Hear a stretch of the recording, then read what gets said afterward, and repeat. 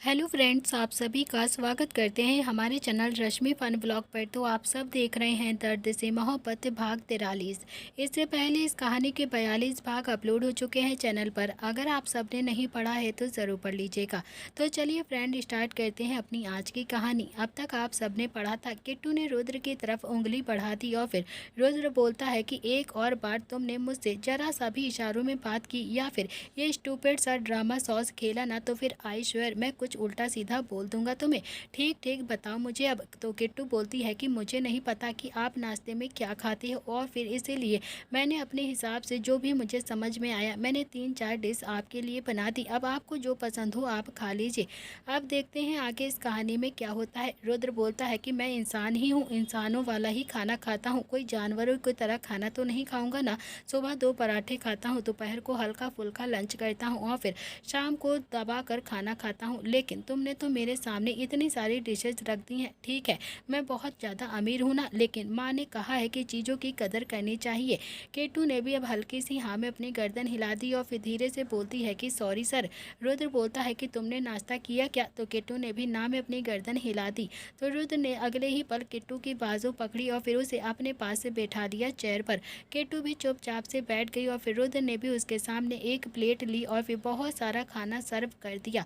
किट्टू भी अब उस खाने की तरफ हैरानी से देख रही थी, जैसे कहना चाहती हो कि मैं इतना सारा खाना नहीं खा पाऊंगी, मैंने तो कभी इतना सारा खाना आज तक नहीं खाया है। तो रुद्र भी अब किट्टू की तरफ देखकर बोलता है कि तुम इतना सारा खाना नहीं खा पाओगी, और मैं राक्षस हूँ क्या जो मैं खा लूँगा? चुपचाप से ख़त्म करो इस खाने को। इतना कहकर रुद्र भी अब खाना खाने लगा, लेकिन उसे खाना बहुत ही ज़्यादा स्वादिष्ट लग रहा था। रुद्र मन ही मन बोलता है कि यार ये तो बिल्कुल मम्मा जैसा ही खाना बनाती है, एकदम से टेस्टी। तो वहीं किट्टू जैसे तैसे अब खाना खा रही थी, लेकिन उसे से भी अपनी प्लेट का आधा खाना भी नहीं खाया गया था।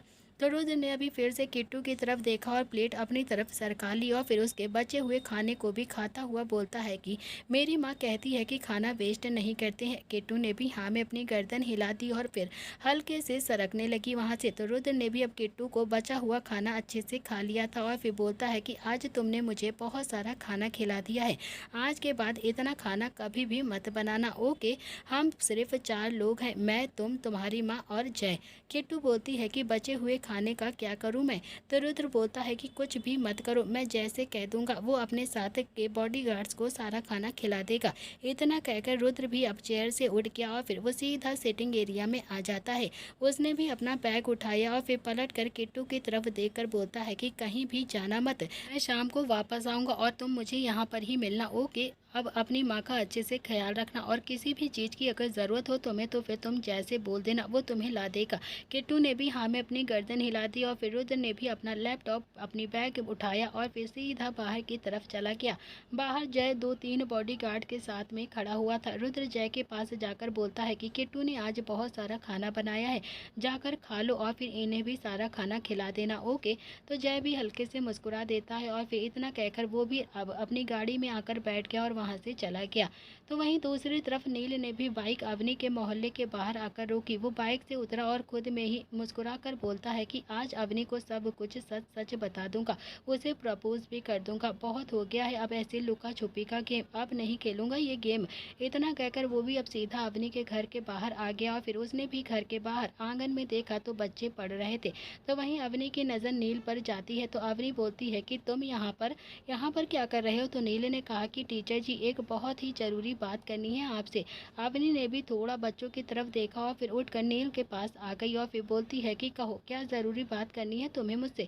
जैसे ही अवनी ने ये बात बोली, नील का सारा कॉन्फिडेंट धरा का धरा रह गया और वो एकदम से डर जाता है। वो भी एकदम से बोलता है कि टीचर जी वो मैं ये पूछ रहा था कि क्या आप मुझे? तो अवनी बोलती है कि हाँ हाँ बोलो ना, सुन रही हूँ मैं, क्या मैं बताओ मुझे? तो नील बोलता है कि मेरे कहने का मतलब है कि आपको मैं कैसा लगता हूँ? अवनी ने भी अब नील के बालों में अपना हाथ चलाते हुए बहुत ही प्यार से कहा कि तुम मुझे बहुत अच्छे लगते हो। इनफैक्ट अब तो तुम सच में बहुत अच्छे से पढ़ाई भी करने लगे हो। कल तो तुमने बिना किसी मिस्टेक के पूरी की पूरी ABCD लिख दी थी, उससे मुझे ना बहुत ज़्यादा अच्छा लगा है। नील ने भी हंसकर अवनी की तरफ देखा और बोला कि जी टीचर जी, मैं भी यही कह रहा था कि मैं आपको बहुत ज़्यादा पसंद हूँ ना, बताइए ना मैं आपको पसंद तो हूँ ना? अवनी बोलती है कि हाँ हाँ बहुत ज़्यादा पसंद हो, लेकिन तुम कहना क्या चाहते हो? तो नील फिर से बोलता है कि वो मैं कह रहा था कि आप अकेली रहती हैं ना, क्या आपको अपनी फैमिली नहीं चाहिए? आपको भी तो एक फैमिली चाहिए होगी ना। अवनी ने भी अब बच्चों की तरफ देखा और बहुत ही प्यार से कहा कि यही तो है मेरी फैमिली। मैं चाहती हूँ कि इस मोहल्ले का हर एक छोटा बच्चा पढ़ लिख कर कामयाब आदमी बने, बस यही मेरी फैमिली है। नील बोलता है कि अरे नहीं, आप मेरी बात को समझ नहीं रही हैं टीचर जी। मैं ये कहना चाहता हूँ कि क्या आप मुझे बताएंगी? अवनी बोलती है कि अरे हाँ हाँ, पूछो तो सही, तभी तो बताऊंगी ना। बस इतनी देर से पूछने की कोशिश कर रहे हो, लेकिन पूछा तो अभी तक कुछ भी नहीं है। पूछो कि क्या पूछना है तुम्हें। तो नील ने भी अब चूहे की आवाज़ निकाल कर धीरे से कहा कि क्या आप मुझे बताएंगी आपने जो मोबाइल दिया था वो कितने का आया था? तो ये सुनकर तो अवनी अब हैरानी से नील की तरफ देखने लगती है और फिर बोलती है कि क्या हुआ है, क्या है उसमें? तो नील बोलता है कि कुछ भी नहीं हुआ है, बस ऐसे ही पूछ रहा था। वो मेरा दोस्त पूछ रहा था ना कि कितने का है, तो फिर मैंने कहा कि मुझे मेरी टीचर जी ने दिया है, टीचर जी से पूछकर बताऊंगा। अवनी भी वापस से अपनी जगह आकर बच्चों के बीच में बैठ गई और बोलती है कि उसे बोलो गूगल में सर्च कर लेगा।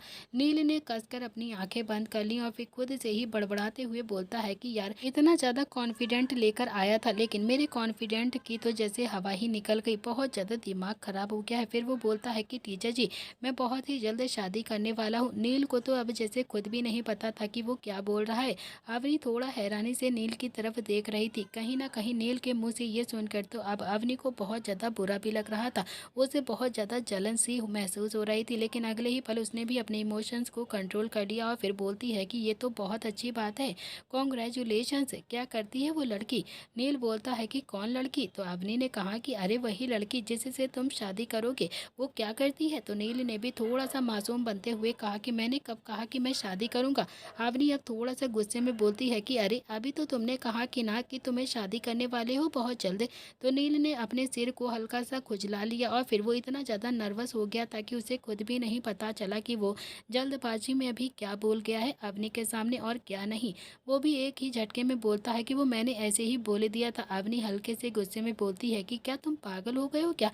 चेकअप कराओ जाकर अपना अभी के अभी। तुम पागल हो गए हो सच में, पता नहीं जब से आए हो ना क्या बड़बड़ किए जा रहे हो, मुझे तो कुछ समझ में भी नहीं आ रहा है। और तुम इस टाइम क्यों आ गए हो यहाँ पर? तुम्हारा टाइम तो 1 घंटे के बाद का है ना पढ़ने के लिए। तो नील ने भी हल्की सी हाँ में अपनी गर्दन हिला दी और बोला कि ठीक है, तो फिर मैं अभी के अभी चला जाता हूँ, 1 घंटे के बाद फिर से आ जाऊँगा। अवनी बोलती है कि अरे अब जब इतनी दूर आ ही गए हो तो फिर ठीक है, बैठ जाओ, तुम्हें भी पढ़ा दूंगी, बैठ जाओ उन बच्चों के साथ ही। तो नील ने भी हाँ में अपनी गर्दन हिला दी और फिर तभी उसका फ़ोन रिंग करने लगता है। नील ने भी अपना फ़ोन देखा तो उसकी आंखें हैरानी से फैल गई थी। वो अवनी की तरफ देखकर बोलता है कि टीचर जी, मुझे एक बहुत ही ज़्यादा ज़रूरी काम से जाना पड़ेगा, बहुत ज़्यादा ज़रूरी काम है। इतना कहकर नील भी जल्दी जल्दी से वहाँ से तेज कदमों के साथ बाहर चला गया और फिर अवनी भी उसे जाता हुआ देख रही थी। नील ने भी जल्दी से अपनी बाइक को स्टार्ट किया और फिर सीधा एक घर के बाहर आकर रोक दी। तो वहीं पूरी प्रताप फैमिली इस वक्त मौजूद थी। नील भी जल्दी से अपनी बाइक से नीचे उतरा और फिर सीधा घर के अंदर दंदनाता हुआ चला गया। उसने भी संजय को वहाँ पर देखा और कहा कि क्या हुआ है पापा, क्या हुआ है? तो संजय ने कहा कि जिया की माँ अब नहीं रही। ये सुनकर तो नील की आंखें हैरानी से फैल गईं और उसे इस वक्त बहुत ही ज़्यादा बुरा लग रहा था। उसने भी घर के बाहर देखा जहाँ से अभी आरती उठ रही थी और फिर जिया जो जोर जोर से रो रही थी। नील ने भी सबसे पहले मैसेज जय को किया और संध्या और दादी जिया को संभालने की नाकाम कोशिश कर रही थी, लेकिन फिर भी जिया को संभालना तो पड़ता ही। वो दोनों ही उसे बहुत ही अच्छे तरीके से संभाल रही थी, मगर जिया का तो रो रो कर बुरा हाल हो रहा था। नील भी अब जिया की तरफ ही देखे जा रहा था। उसके दिल में भी एक अजीब सा दर्द उठ रहा था, उसे भी बहुत ज़्यादा बुरा लग रहा था।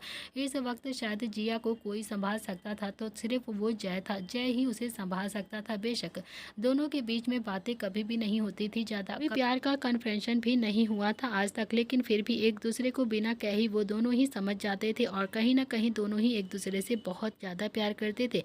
अगले दिन प्रताप हाउस में दादी सोफे पर बैठी हुई थी और उसने भी अपना सिर पकड़ा हुआ था। उसकी आंखों में भी हल्का हल्का सा पानी आ रहा था। संध्या भी अब पानी का ग्लास लेकर दादी के पास आती हैं और फिर दादी की तरफ बढ़ाकर बोलती हैं कि माँ जी प्लीज़ पानी पी लीजिए, आपने सुबह से ठीक से कुछ भी नहीं खाया है, आपकी तबीयत खराब हो जाएगी। दादी ने भी संध्या की तरफ देखा और कहा कि संध्या, उस बच्ची के पापा भी पिछले साल उसे छोड़कर चले गए थे और अब उस बच्ची की उसकी माँ भी उसे छोड़कर चली गई हैं। पता नहीं कैसे रहेगी वो बच्ची अकेले, वो इस बेदर्द सी दुनिया में कैसे जी पाएगी। संध्या बोलती है कि माँ आप बिल्कुल भी फिक्र मत कीजिए, हम सब है ना, सब कुछ ठीक हो जाएगा।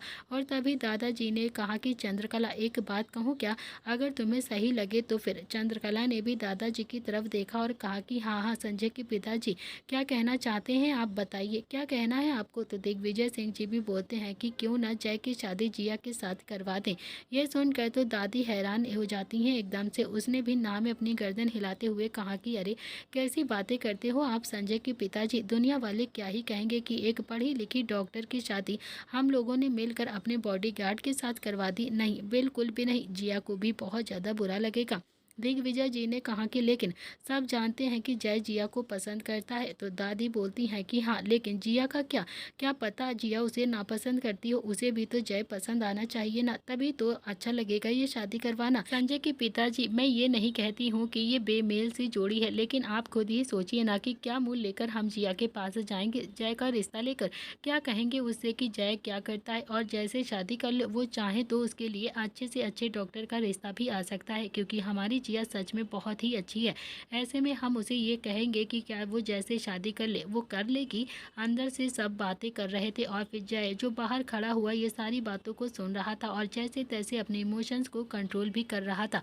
उसे कहीं ना कहीं अब अपने ऊपर थोड़ा सा गुस्सा भी आ रहा था। अब संजय के पिताजी भी थोड़ा सा शांत हो गए थे कि कहीं ना कहीं दादी बिल्कुल ठीक कह रही थी कि अगर जय और जिया की शादी की बात चलती है तो दुनिया वाली तरह तरह की बातें ज़रूर करते, क्योंकि जिया सच में बहुत ही ज़्यादा पढ़ी लिखी थी और एक सेटल डॉक्टर थी और दिखने में भी बहुत ज़्यादा खूबसूरत थी, जबकि जय सिवाय बॉडीगार्ड के कुछ भी नहीं था। और चंद्रकला की बातें कहीं ना कहीं सच तो थी ही, लेकिन फिर भी संजय भी अब दादी की तरफ देखकर बोलता है कि लेकिन बच्ची की शादी कहीं तो करनी ही पड़ेगी ना माँ, ऐसे तो जिया के ऐसे हम नहीं बैठा सकते हैं। दादी ने भी कहा कि हो सकता है कि जिया ने अपने लिए किसी को पहले से ही देख रखा हो, वो पहले से ही किसी को पसंद करती हो। आजकल तो सभी पसंद करके अपने आप को रख लेते हैं ना। तो संजय बोलता है कि अरे नहीं दादी, मुझे नहीं लगता है कि जिया ने किसी को भी पसंद कर रखा होगा। चंद्रकला बोलती है कि तो फिर ठीक है ना, नील की शादी जिया के साथ कर देते हैं। ये सुनकर तो सबकी आंखें हैरानी से फैल गई, क्योंकि सब अवनी के बारे में पहले से ही जानते थे। तो वहीं नील और उसके चारों ही भाई जो कि अभी डाइनिंग टेबल पर बैठे हुए थे, सबकी आंखें तो जैसे हैरानी से एकदम से फैल गई थी और मुंह खुला का खुला रह गया। नील और रुद्र एक दूसरे की तरफ देख रहे थे कि तभी रुद्र बोलता है कि अरे दादी ये क्या बात हुई, आप जिया की शादी नील के साथ कैसे कर देंगी? ठीक है कि जय से नहीं कर रही हो तो ठीक है, उसके पीछे एक बड़ा सॉलिड रीज़न है, लेकिन नील से करने का क्या रीज़न बनता है? दादी बोलती हैं कि तू चुप रहा कर, समझा तू, तुझे तो रिश्ता समझ में नहीं आता है। फिर उसने नील की तरफ देखा और कहा कि नील तू करेगा जिया के साथ शादी? नील ने ना में अपनी गर्दन हिला दी और तभी जय जो कि सब कुछ बाहर खड़ा होकर सुन रहा था और फिर वो अपने इमोशंस को बार बार कंट्रोल करने की कोशिश कर रहा था, वो एकदम से अंदर आ गया और उसने भी आकर पहले दादी के पैर छुए और फिर दादाजी के पैर छुए और फिर संजय और संध्या के भी। दादी बोलती है कि वीरू नहीं आया क्या? तो जय बोलता है कि दादी वो भी आ जाएगा, बाहर ही है। दादी ने पूछा कि और तू क्यों आया है? तो जय ने नील की तरफ देखा तो नील बोलता है कि दादी मैंने बुलाया था, मुझे कुछ काम था। दादी अब जय के सामने जिया की शादी की बातें नहीं करना चाहती थी, हालांकि वो जय के दर्द से कहीं ना कहीं वाकिफ थी, क्योंकि उन्हें पता था जय जिया से प्यार करता है। जय गलत नहीं था अपनी जगह पर, लेकिन गलत तो दादी भी नहीं थी। दादी भी चुपचाप से अब उठकर अपने कमरे के अंदर चली गई। तो जय को अब दादी के ऐसे उठकर जाना बिल्कुल भी अच्छा नहीं लगा। उसने एक नज़र दादाजी की तरफ देखा, संध्या और संजय की तरफ देखा और फिर बोलता है कि दादी से मिलकर आता हूँ मैं। इतना कहकर जय भी अब दादी के पीछे पीछे कमरे के अंदर चला गया और फिर वहाँ जाकर उसने बहुत ही प्यार से कहा कि दादी नाराज़ हो आप मुझसे? दादी ने पलट कर जय की तरफ देखा और बहुत ही प्यार से बोलती हैं कि अरे तुमसे क्यों नाराज़ होने लगी? मैं क्यों नाराज़ होंगी भला तुमसे? बिल्कुल भी नाराज़ नहीं हूँ मैं तुमसे बेटा।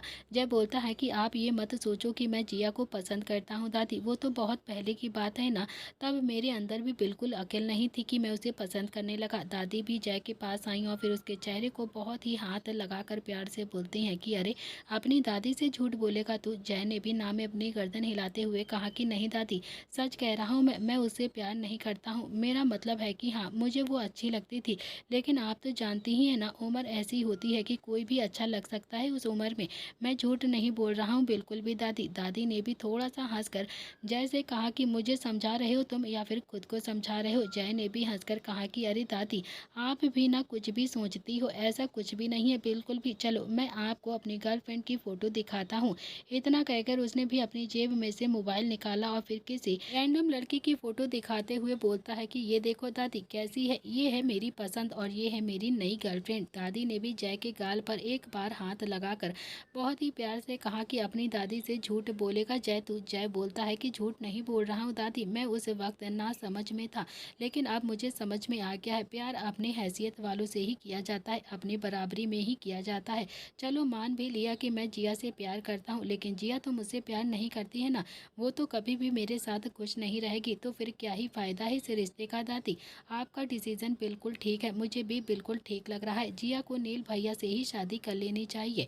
दादी जय की तरफ देखकर बोलती हैं कि तूने कभी उसे पटाने की कोशिश भी नहीं करी है, क्या पता वो मान जाती।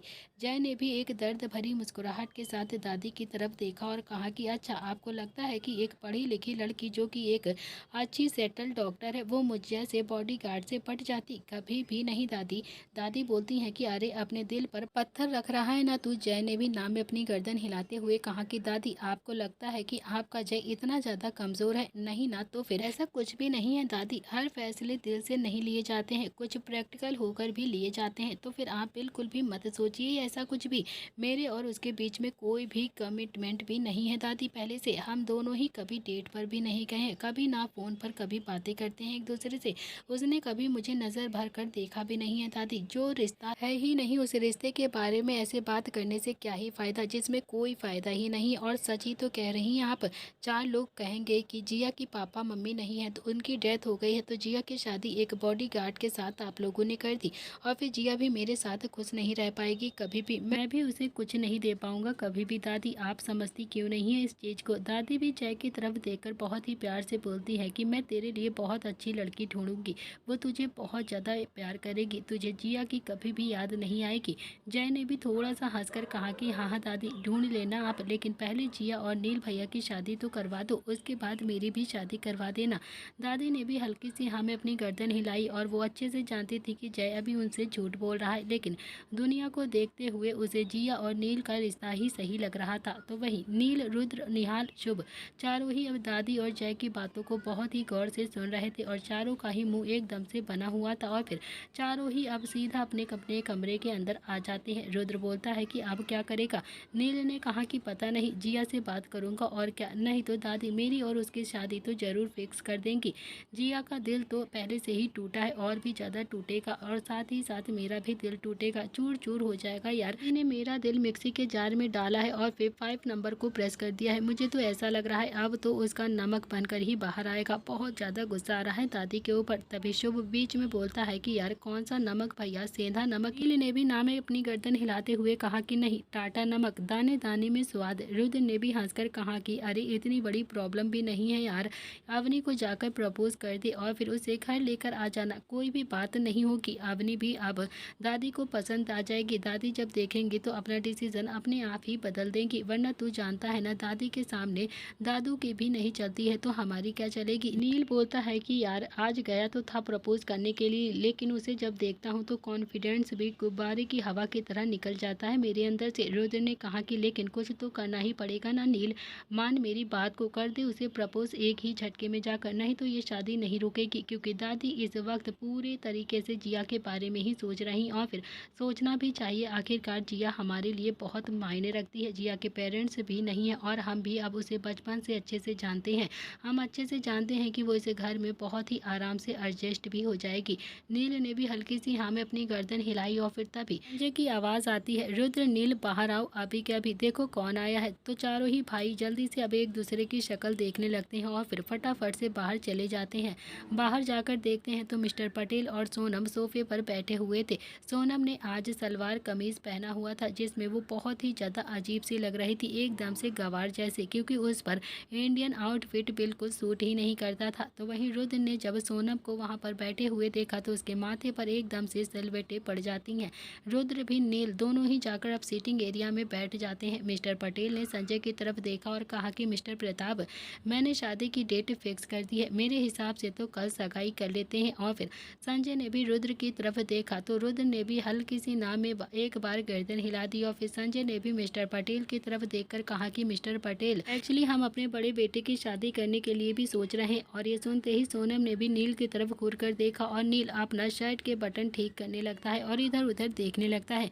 वैसे भी जब जब सोनम उसके सामने आती थी तो नील थोड़ा सा अनकंफर्टेबल फील हो जाता था, उसे बहुत ज़्यादा अजीब सा लगने लगता था सोनम को देखकर। नील अभी अब खुद में ही बड़बड़ाते हुए बोलता है कि यार ये औरत इतनी हवसी क्यों है, रुद्र भी पता नहीं कैसे इसके साथ रहेगा, पता नहीं भगवान ही जाने, देखा जाएगा आगे की क्या होता है इसके साथ। इतने में ही मिस्टर पटेल बोलते हैं कि तो फिर आप पहले नील की शादी करना चाहते हैं, सोच लीजिए आप मिस्टर प्रताप, आने वाला प्रोजेक्ट 3 दिन में ही स्टार्ट हो रहा है हमारे साथ आपका। संजय भी ये बात बहुत ही अच्छे से जानता था कि मिस्टर पटेल अभी उसे ब्लैकमेल करने की कोशिश कर रहे हैं और अपने प्रोजेक्ट के दम पर अपनी बेटी की शादी रुद्र के साथ करना चाहते हैं। तभी रुद्र बोलता है कि पापा ने ये नहीं कहा है कि नील की शादी पहले होगी, पापा ने ये कहा है कि वो नील की शादी भी करना चाहते हैं। मिस्टर पटेल ने भी रुद्र की आंखों में देखा और फिर कहा कि पहेलियां मत बुझाओ, सही सही बताओ मुझे कि आखिर तुम लोग क्या चाहते हो, मुझे सही सही बताइए आप लोग।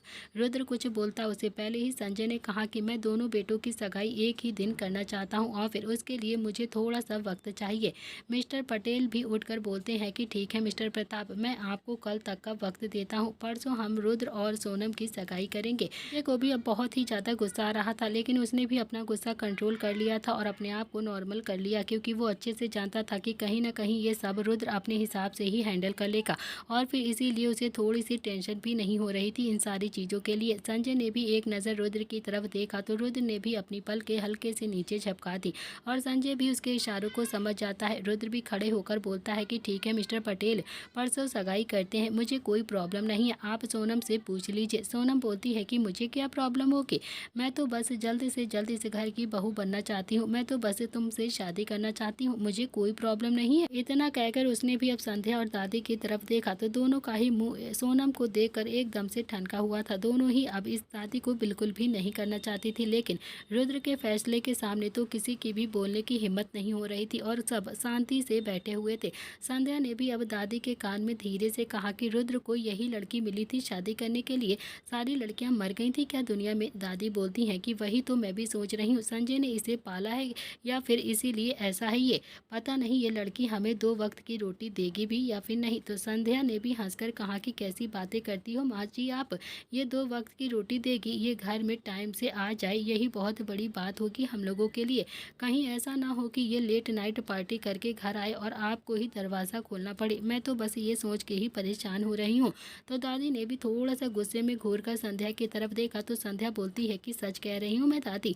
दादी बोलती हैं कि इसे तो मैं खुद ही ठीक कर दूँगी। संध्या ने कहा कि अरे नहीं नहीं माँ जी, मुझे नहीं लगता है कि ये ठीक होगी, ये तो बहुत ही ज़्यादा बिगड़ी हुई है, मैं तो बस ये चाहती हूँ कि ये शादी ही ना हो, हमारी रुद्र की ज़िंदगी बच जाए। तो वहीं मिस्टर पटेल ने कहा कि ठीक है मिस्टर प्रताप, अब मैं चलता हूँ।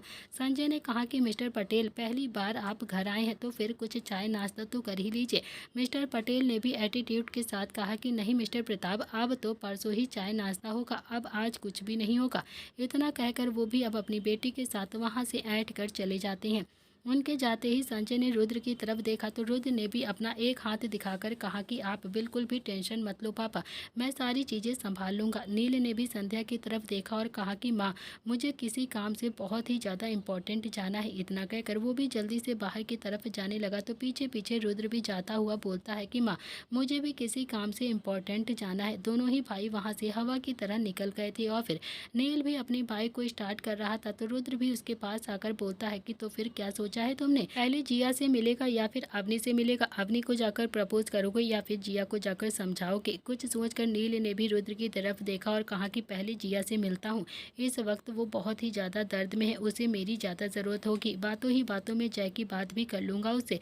भाई मैं जिया से शादी नहीं कर सकता हूँ बिल्कुल भी, माना वो बहुत ही अच्छी लड़की है, बहुत ज़्यादा सीधी भी है, लेकिन यार तू तो अच्छे से जानता है ना कि हम दोनों कितना ज़्यादा झगड़ते हैं, उसके साथ प्यार व्यार नहीं होगा मुझसे बिल्कुल भी नहीं, मैं उससे शादी शादी करके कभी भी खुश नहीं रह पाऊंगा, ना वो रह पाएगी, मुझे तो बस मेरी अवनी ही चाहिए। इतना कहकर उसने भी अब अपनी बाइक एकदम से किक मारी और फिर रुद्र बोलता है कि वो सब कुछ तो ठीक है, लेकिन तेरे पास बस एक ही दिन है, बस एक ही दिन तू जिया से भी बात कर ले और फिर हाँ हो सके तो अवनी को भी जाकर आज ही प्रपोज कर दियो। आज नहीं तो कल अवनी को अपने दिल की बात बताएगा ना, तो फिर इससे अच्छा मौका नहीं मिलेगा तुझे। आज ही जाकर उसे अपने दिल की बात बता दियो, ऐसा ना हो कि तू देखता ही रहे और फिर दादी तेरी और जिया की शादी फिक्स कर दे और फिर तुझे बाद में रोना पड़े। जिया के साथ शादी करने के बाद नील बोलता है कि यार एक तो यार पापा भी ना बिल्कुल खामखा मेरी सगाई अड़ा दी बीच में लाकर। रुद्र ने कहा कि वो तो बस मिस्टर पटेल को इग्नोर करना चाहते थे, इसीलिए उन्होंने ये बोल दिया, मेरी सगाई पीछे खिसकाना चाहते थे ना, और फिर इसी चक्कर में तेरा भी बैंड बज गया यार।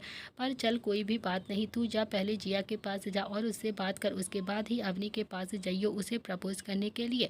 इतना कहकर रुद्र भी अब सीधा अपनी गाड़ी के पास आ गया और फिर गाड़ी में बैठकर वहां से चला जाता है और फिर पीछे पीछे नील भी बाइक लेकर वहां से चला गया।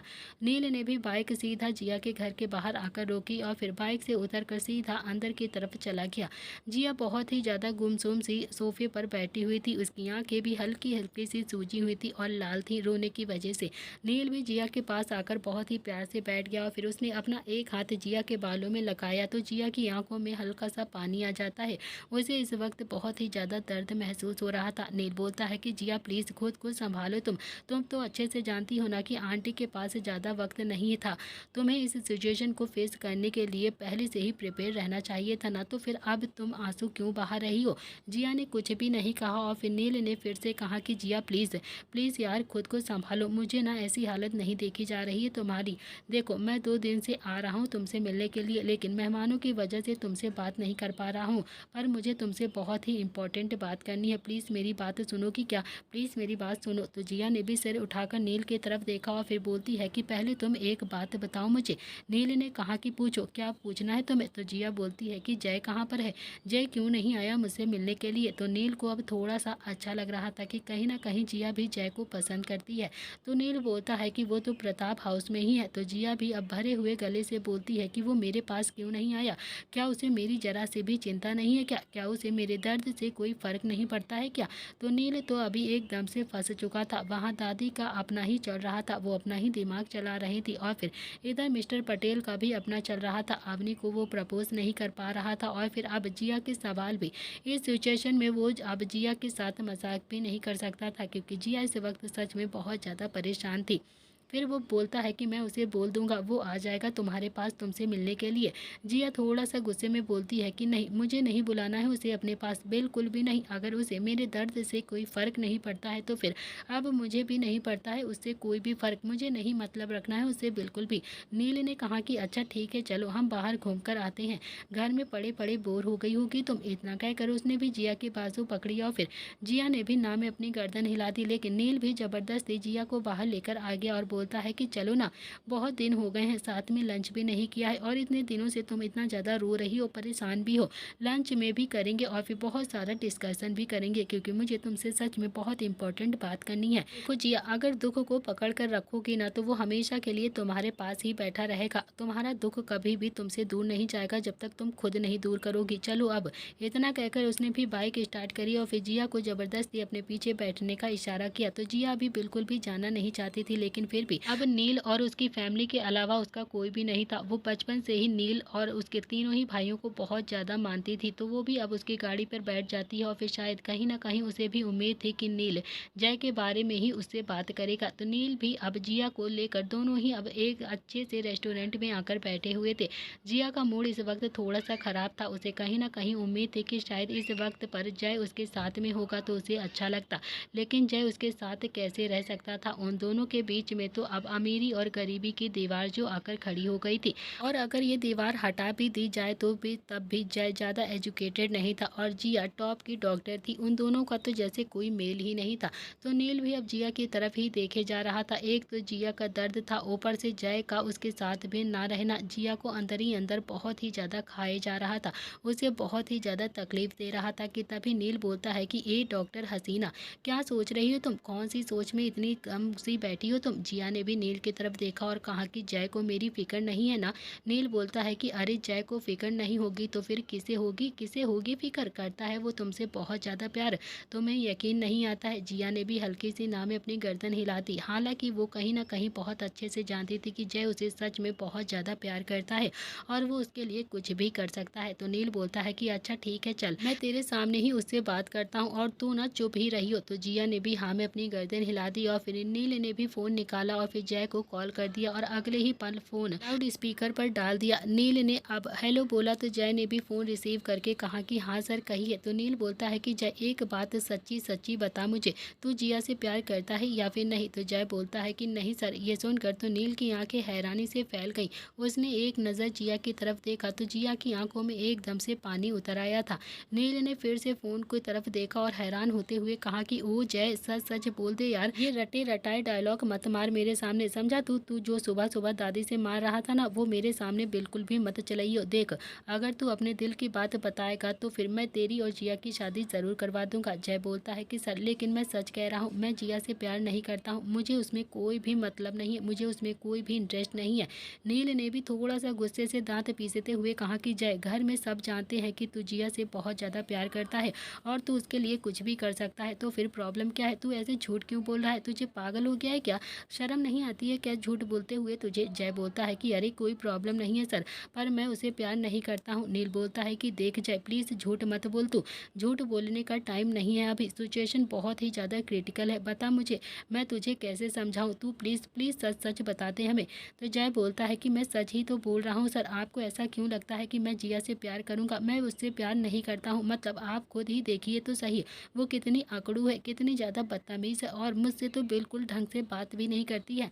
आपको लगता है कि मैं ऐसी बदतमीज़ लड़की से प्यार करूँगा या फिर मैं उसे झेल सकता हूँ? बिल्कुल भी नहीं। नील भी काफ़ी ज़्यादा गुस्से में बोलता है कि क्या बकवास कर रहा है तू जय, पागल हो गया है क्या? तुझे पता भी है कि तू क्या बोल रहा है इस वक्त? देख तू दादी की बातों को ना दिल पर बिल्कुल भी मत लगा, वो अपने हिसाब से कह रही थी और तू ना अपने हिसाब से बता मुझे, तू सच सच बता, वो तो दुनियादारी की देखती है, तू तो अपने बारे में सोच। अरे भाड़ में गई दुनियादारी, कोई दुनिया अगर जिया को नहीं संभालेगी सिवाय तेरे, किसी दुनियादारी ने तुम्हें और वीरू को नहीं संभाला है, समझा। तू जो तू दुनिया के बारे में सोच रहा है, दुनिया के बारे में बिल्कुल भी मत सोच। बता दे यार तू प्यार करता है ना जिया से, बता मुझे, शादी करना चाहता है ना तू उससे? तो जय बोलता है कि नहीं सर, नहीं करना चाहता हूँ मैं जिया के साथ शादी, आप खुद ही तो देखिए कितनी ज़्यादा घमंडी है वो, एकदम से नक चढ़ी सी है वो, मैं उसे नहीं संभाल पाऊँगा, बिल्कुल भी नहीं करूँगा मैं उससे शादी, वो आपके लिए परफेक्ट है। प्लीज़ सर समझने की कोशिश कीजिए, आप जिया को संभाल सकते हैं, उसके नखरे उठा सकते हैं, मैं नहीं उठा पाऊँगा उसके नखरे, ना ही मैं उसे संभाल पाऊँगा, मैं सिंपल सा बंदा हूँ और फिर जिया बहुत ही ज़्यादा कॉम्प्लिकेटेड है। आप समझ रहे हो ना कि मैं क्या कहना चाहता हूँ? और वैसे भी मैंने जिया से कोई भी बात नहीं करी है और ना ही आज तक कोई कमिटमेंट की है शादी के लेकर, मैं उसके साथ कभी भी डेट पर भी नहीं गया हूँ और ना ही उसने मेरा प्रपोजल कभी एक्सेप्ट किया है, तो फिर ये रिश्ता ही नहीं है ना, तो फिर जो रिश्ता है ही नहीं उसमें एक्सेप्ट कैसा कर सकता हूँ मैं उसे? बिल्कुल भी एक्सेप्ट नहीं कर पाऊँगा। नील ने भी मुँह बनाकर जिया की तरफ देखा तो जिया की आंखें तो जैसे एकदम से गुस्सा उगल रही थी, अगर इस वक्त जय उसके सामने होता तो शायद उसे देखकर एकदम से भस्म ही कर देती। नील ने एक बार फिर से प्यार से कहा कि जय यार प्लीज़ क्या हो गया है तुझे, तू ऐसे झूठ क्यों बोल रहा है? तू जानता है ना कि जिया की माँ नहीं रही है और उसके पापा भी नहीं है, तो अब तो उसे तेरा सपोर्ट की ज़रूरत होगी ना, और तू ऐसे पीछे हट रहा है यार, एक्सेप्ट कर लेना तू कि तू उसे प्यार करता है, तू उसे ऐसे मझदार में छोड़कर नहीं जा सकता है मेरे भाई, प्लीज़ उसका प्यार एक्सेप्ट कर ले। जय बोलता है कि सर ये कैसी बातें कर रहे हो आप, कौन सा मझदार और कौन सा प्यार, जब मेरा और उसके बीच में कुछ है ही नहीं तो फिर मैं उसे मझदार में कैसे छोड़कर जा रहा हूँ? मैंने तो कभी उसके साथ कोई अच्छी बातें तक नहीं करी। अच्छा अब आप जाकर जिया से खुद ही पूछ लीजिए, क्या मैंने उसे कोई कमिटमेंट दी है आज तक? क्या मैं और वो कभी डेट पर गए हैं क्या मेरे और उसके बीच में कभी भी कोई चैट हुई है या फिर फ़ोन पर कोई बात हुई है? कुछ भी तो नहीं हुआ है ना सर, मैं उसे वन साइड लाइक करता था बस, इससे ज़्यादा कुछ भी नहीं है सर। और वो तो मुझे धीरे धीरे समझ में आ गया है कि अब जिया जैसी कॉम्प्लिकेटेड बदतमीज़ और एरोगेंट लड़की को मैं कभी भी नहीं संभाल सकता हूँ, उससे प्यार करने की बात तो बहुत ज़्यादा दूर की है, प्लीज़ सर मैं क्लियर हूँ अपनी तरफ से। इतना कहकर जय ने भी फ़ोन को कट कर दिया और फिर जिया काफ़ी ज़्यादा गुस्से में नील की तरफ घूर रही थी और एक तो वो पहले से ही बहुत ज़्यादा गुस्से में थी और दुख में थी और ऊपर से अब जय की ऐसी हरकतें उसे और भी ज़्यादा गुस्सा दिला रही थी। जिया बोलती है कि मेरी और तुम्हारी शादी होने वाली है। नील ने बच्चा सा मुंह बनाकर जिया की तरफ देखा तो जिया ने भी दांत पीसते हुए कहा कि कुछ पूछ रही हूँ मैं तुमसे, मेरी और तुम्हारी शादी होने वाली है। तो नील ने भी अपनी जगह से खड़ा होकर 2 कदम पीछे हटा लिया और फिर बोलता है कि वो दादी को तुम्हारी बहुत ज़्यादा टेंशन हो रही थी ना, इसीलिए वो चाहती थी कि मेरी तुम्हारे साथ शादी हो जाए। दोस्तों, इसी के साथ इस कहानी का आज का एपिसोड यहाँ पर समाप्त हो रहा है। क्या करेगी अब जिया, क्या करेगी वो नील के साथ शादी और क्या होगा इस कहानी में आगे।